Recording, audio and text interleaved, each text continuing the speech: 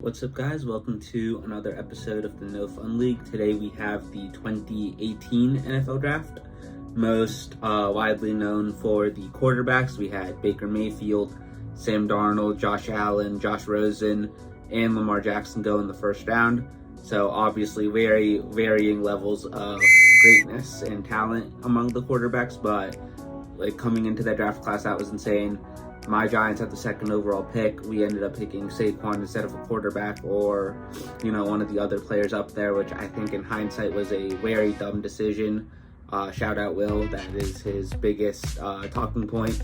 But I think, once again, this is another class to look back at, and it's really fun. This entire process has been super enlightening for me as a football fan and a draft nerd, but really educational as well to see how much actual talent is in each draft.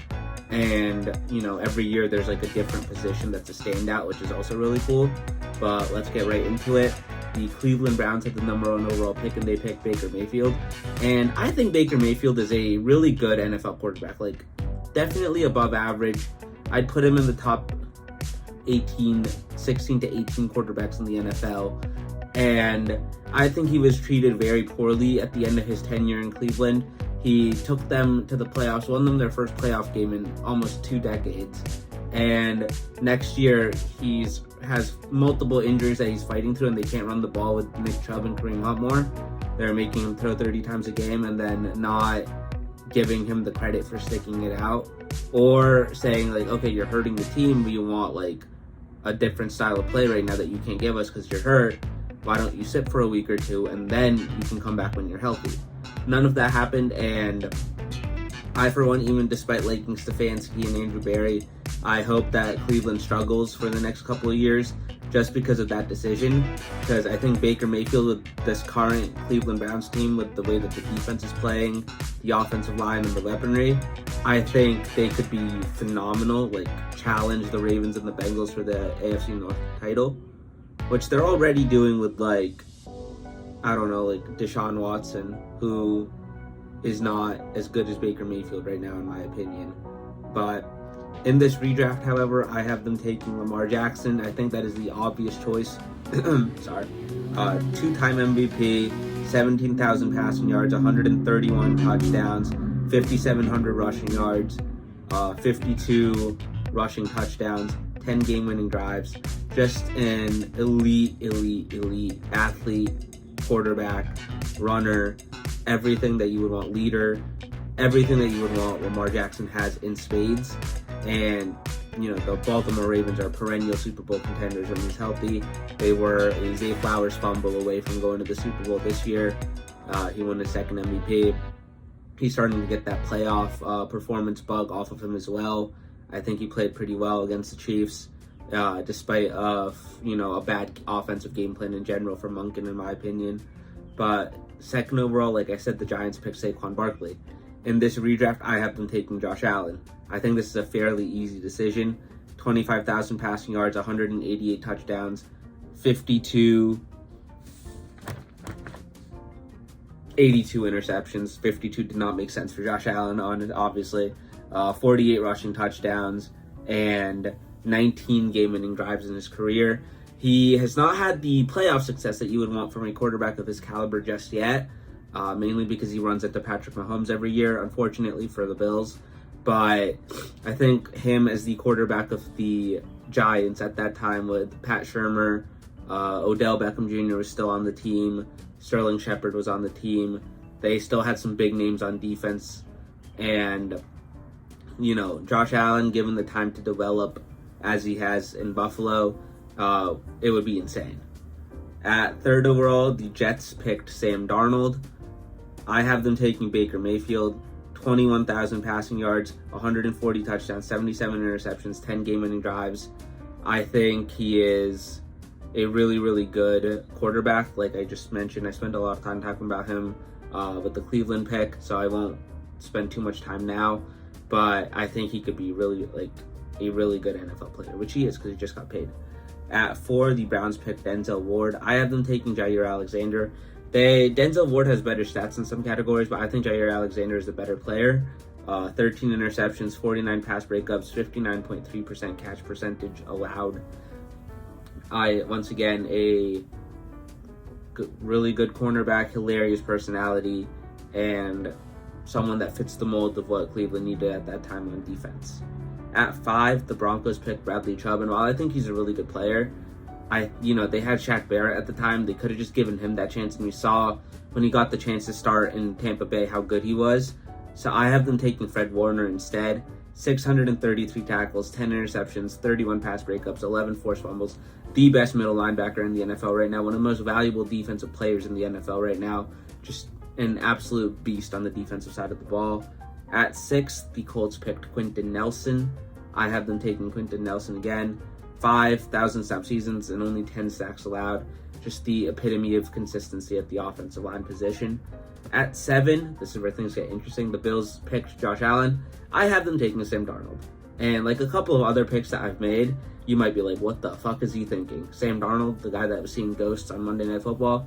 But 12,000 yards, 63 touchdowns, 56 interceptions, 5 game-winning drives. The stats are not what you would want from a top 7 overall pick.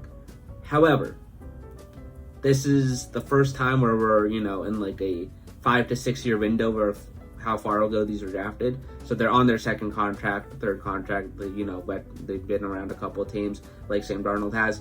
However, you put Sam Darnold in a Daboll offense with his arm talent and athleticism, he would be really, really good because he has arm talent in spades, and the mental processing that was missing with Adam Gase and everything with the New York media market and all of those things would be a lot easier with Brian Daboll and in a much smaller market, which I think this is like one of the first like projection-based picks that I've made, but I think that he would be insane if he had been drafted to Buffalo.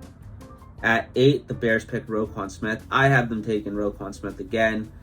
632 tackles, 10 interceptions, 19 pass breakups, 54 tackles for loss.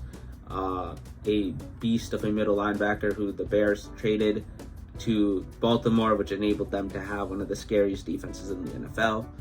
At 9, the 49ers picked Mike McGlinchey, who I think is a pretty decent offensive tackle, but I have them taking Orlando Brown instead.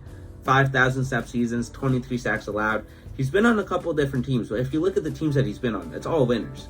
The Ravens, the Chiefs, and the Bengals.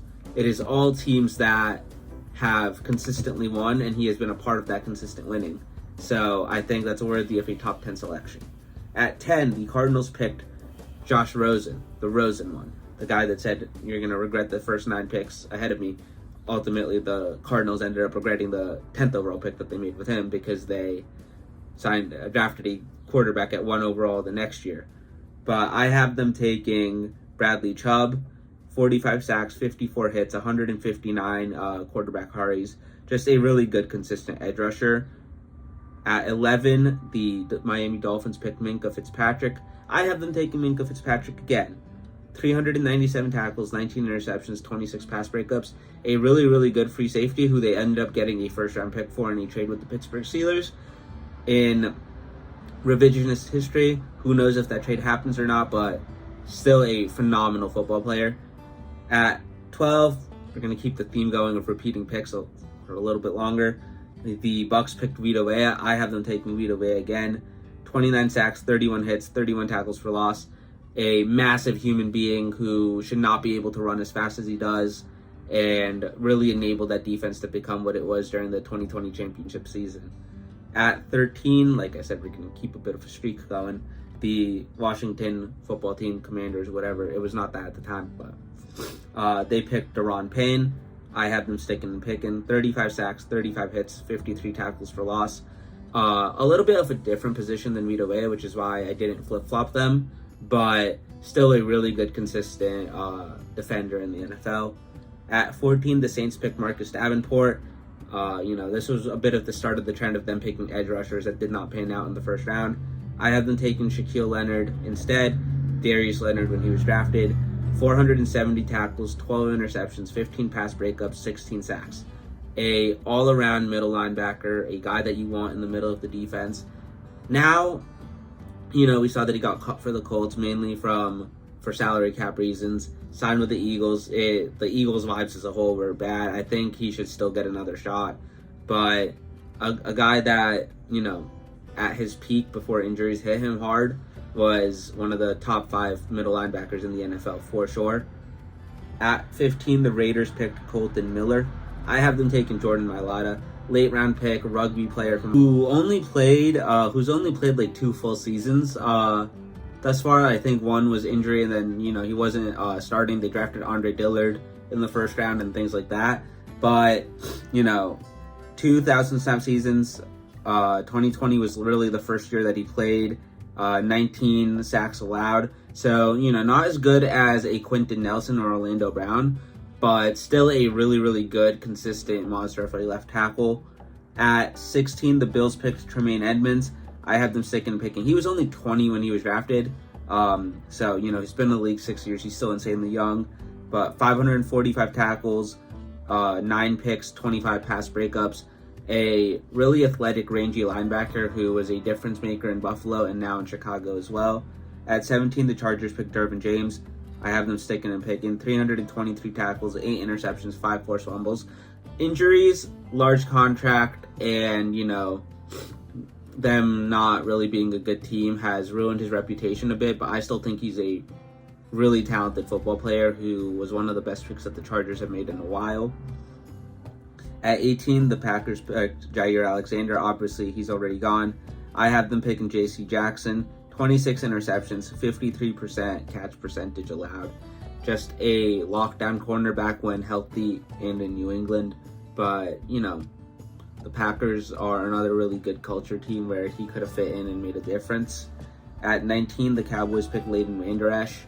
A guy who was really good, but, was just retired recently, I believe. Had a lot of injuries around the neck as well. I have them taking Denzel Ward. 15 interceptions, 47 pass breakups, 54.4% catch rate. Another really good, consistent cornerback. At 20, the Lions picked Frank Ragnow. I have them taking Ragnow again. 3,000 snap seasons, 8 sacks allowed. And even last year, they had a great year, but you could see the difference when he was hurt and not playing and when he was playing and how the offense was running and how the team was performing. At 21, the Bengals picked Billy Price. I have them taking DJ Moore. 5,900 yards, 459 catches, 24 touchdowns. Combine him and AJ Green, and Andy Dalton can rip the ball even more. At 22, the Titans picked Rashaan Evans. I have them taking Leighton Vander Esch. Like I said, a really good player who injuries unfortunately caught up to. 386 tackles, 3 picks, 3 forced fumbles. Another really consistent big playmaker at the linebacker position. At 23, the Patriots picked Isaiah Wynn. I have them taking Calvin Ridley. 4,300 yards, 36 touchdowns in his career, and he basically missed a lot of time because of mental health reasons as well as the gambling suspension that he unfortunately was parlays and shit. Pretty dumb if you ask me, but unfortunately that happened. So he hasn't really played a lot, but when he does play, he's really good, and I think he'll be a major safety blanket for Will Levis this year in Tennessee. At 24, the Panthers picked DJ Moore. Unfortunately, he's gone. I have them taking Mark Andrews. 5,000 yards, 40 touchdowns. Tail end of Greg Olsen's career, but you bring in another beast of a tight end in there. At 25, the Ravens picked Hayden Hurst, and they ended up picking Mark Andrews later. I have them taking Dallas Goedert in this redraft. 3,900 yards, 25 touchdowns. Another really good top 10 tight end in the NFL. At 26, the Falcons picked Calvin Ridley. I have them taking Wyatt Teller. 2,000 snap seasons, 19 sacks allowed. And one of the integral reasons why the Browns' run game is as good as it is. At 27, the Seahawks picked Rashad Penny. I have them taking Nick Chubb instead. 6,600 yards, 48 touchdowns. And yes, I do have Nick Chubb going ahead of Saquon Barkley, simply because he's been a more consistent runner and until last year hadn't really missed time due to injury in the NFL. But Saquon will be drafted in the first round. At 28, the Steelers picked Terrell Edmonds, safety, brother of Tremaine Edmonds. I have them taking Jesse Bates instead. Steal him from a division rival, always a good thing. 416 tackles, 20 interceptions, 6 forced fumbles, and 2 touchdowns, including a massive one last year to help Atlanta out when the division was super close. Ultimately, they ended up fumbling the division lead that they had. Artie Smith got fired. Raheem Morris, Kirk Cousins, Michael Penix. Mandela effect. but another really good player, really good safety. I'd say definitely top 5 safety in the league right now. At 29, the Jaguars picked Taven Bryan, and I have another surprise pick here. B.J. Hill, who was drafted by the Giants, 20.5 sacks, 147 tackles, 22 forced fumbles, or 22 tackles for loss, and 57 quarterback hits. A really good interior player who can get to the quarterback, which is rare in the NFL, and someone I think worthy of a late round or a late first round pick in the redraft. At 30, the Vikings picked Mike Hughes. I have them taking Carlton Davis, 67 pass breakups, 9 interceptions, which I guess breaks out you're not picking the ball off, but you're deflecting it away from the receiver. You're still doing your job, and a 58.2 catch percentage allowed. So another sub 60 guy and really good player. At 31, the Patriots picked Sony Michel. Unfortunately, I have the Patriots picking Saquon Barkley. I did not want to do this. I do not want to even envision Saquon Barkley in a Patriots jersey. I'm going to have to see him in an Eagles jersey in a couple months. That's going to be annoying enough as it is. Patriots jersey would have been even worse. But they needed a running back at the time, and I think the fit makes an insane amount of sense. 7,400 total yards in the NFL, 49 total touchdowns. As I said, he would have been picked ahead of Nick Chubb if not for the injuries. But Chubb has been more consistent. Saquon's a little bit more explosive as an athlete, but just another really good player. And the Patriots come out of the draft with Calvin Ridley and Saquon Barkley. If that happened in real life, who knows if Tom Brady ever leaves that situation. We've got Edelman, Gronk for another year or two, and then you add in Calvin Ridley and Saquon. Golly, him and McDaniels would have so much fun running the plays. And at 32, the Ravens picked Lamar Jackson, probably one of the best first-round picks of all time, given that he was picked at 32 and has won 2 MVP awards in less than 10 years in the league. But unfortunately, he's gone, and any quarterback worth taking is gone. I have them taking Sam Hubbard, another division rival player, 45 sacks, 59 quarterback hits, and 5 forced fumbles. Another really, really, really great player. And that wraps up the 2018 redraft. We talked about the Saints draft class I believe that was 2017. Their phenomenal draft class with Kamara, Marshawn Lattimore, and others. The Baltimore Ravens, they drafted Lamar Jackson, they drafted Orlando Brown, they drafted Mark Andrews, and that's about it. And a couple other players that easily could have slid into the first round if the amount of talent that wasn't there, because they've been really good as well. This is the draft class that propelled the Ravens to where they are now, which is also really cool to see. We'll see in a couple of years what the Chiefs did in a few years later when they had to do their first rebuild after a couple of the Mahomes seasons. But thank you guys for watching. Please remember to like, comment, and subscribe. Peace.